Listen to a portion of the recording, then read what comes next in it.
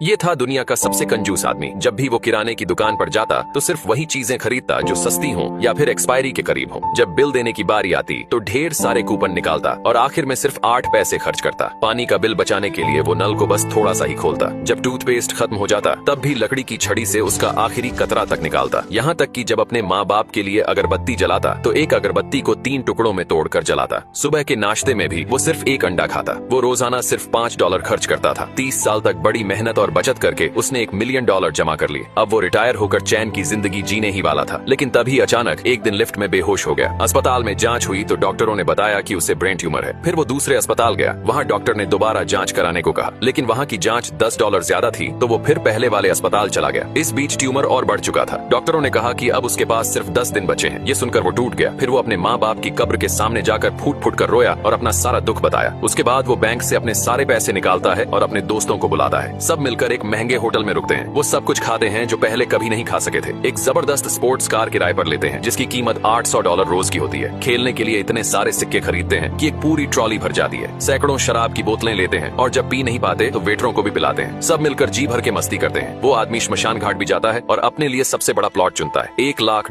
के नकली नोट खरीदता है जो मरने के बाद जलाए जाते हैं। वो मरने वालों वाला मेकअप भी करवाता है ताकि सब कुछ पहले से तय रहे। आखिरी दिन वो अपने घर लौटता है। वहाँ रखी हुई एक एक्सपायरी हो चुकी सॉसेज खाता है और थोड़ी ही देर में बेहोश हो जाता है। उसके दोस्त उसे फौरन अस्पताल ले जाते हैं। जब वो होश में आता है तो डॉक्टर बताते हैं कि उसकी रिपोर्ट गलत थी। उसे ब्रेन ट्यूमर था ही नहीं। असल में उसे फूड पॉइजनिंग हुई थी क्योंकि उसने सड़ी हुई चीज खा ली थी। ये सुनते ही वो जोर जोर से रोने लगता है क्योंकि उसने अपनी पूरी जिंदगी की कमाई कुछ ही दिनों में उड़ा दी थी।